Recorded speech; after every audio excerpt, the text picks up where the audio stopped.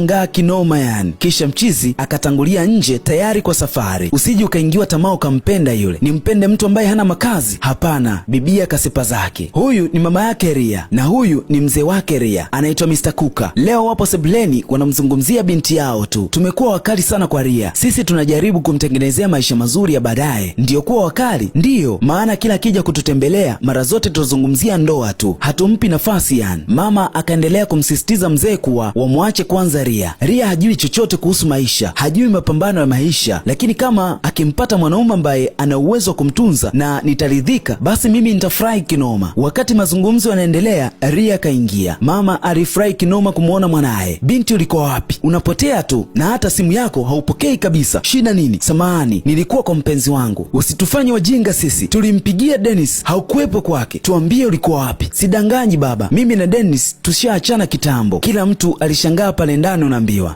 tuambie, huyo mwanaume ni nani ambaye ulikuwa naye? Au ulikuwa kwa mwanaume maskini ambaye uliogopa hata kutuambia? Bibia akawaambia kuwa ni mchizi fulani tu hivi ambaye anajiweza kiuchumi na anaweza kumsaidia changamoto zake. Mwisho mzee akaagiza mchizi aletwe. Mchizi akawa ameingia. Kila mtu alishangaa sana kumuona. Mchizi akatambulishwa pale, lakini mzee akamwambia Vincent kuwa sura yake sio ngeni machoni mwake. Sidhani kama tushawahi kuonana kabla. Mwisho mama akawakaribisha mezani ili wapate chakula kidogo. Mama akatoka pembeni kidogo kuongea na mtu kwenye simu. Huyu mtu anayeongea naye kwenye simu ni kama anamwogopa hivi. Mrs. Kuka, sipendi kukupigia simu kila mara, usinichefue yani. Mama anaomba msamaha tu kila wakati. Ria amemfanya nini mwanangu? Hajaongea naye kama wiki sasa. Kwani nilifanya makosa kumtaka mwanangu amuoe binti yenu? Samahani sana kwa kila ambacho binti yangu amekifanya kwa kijana wako, lakini usijali, mipango ya ndoa iko pale pale yani. Unajua binti yangu bado anajiandaa kwa ajili ya maisha ya ndoa. Kwani yuko wapi? Yupo hapa nyumbani sasa hivi, tuko naye. Nakuja hapo sasa hivi. Lazima aombe msamaha kwa Dennis. Mawazo ni mengi sana kwa mama. Sasa itakuwaje hapa? Kama tungejua mnakuja, basi tungeandaa mazuri zaidi. Mchizi akashukuru tu, kisha wakaendelea na kula.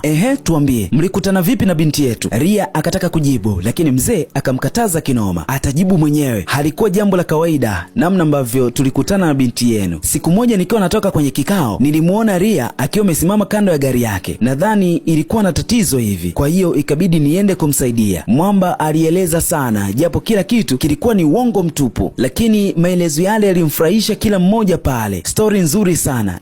Niambie, unafanya nini kwa ajili ya kuendesha maisha yako? Jamaa akasema kuwa ni dalali mkubwa wa viwanja na nyumba. Hiyo ni nzuri. Una uhakika hatujawahi kuonana kabla? Hapana. Mzee akataka kujua jina la baba yake. Anaitwa Ferdinand. Mzee akashangaa kinomo na mbiwa, akaashiria kumjua huyo mtu. Ni Ferdinand huyu ambaye tunamjua? Nilijua tu. Mzee akacheka sana. Mchizi akawa anashangaa tu, wamemjuaje hawa? Baba yako alikuwa bosi wangu, alikuwa ananipenda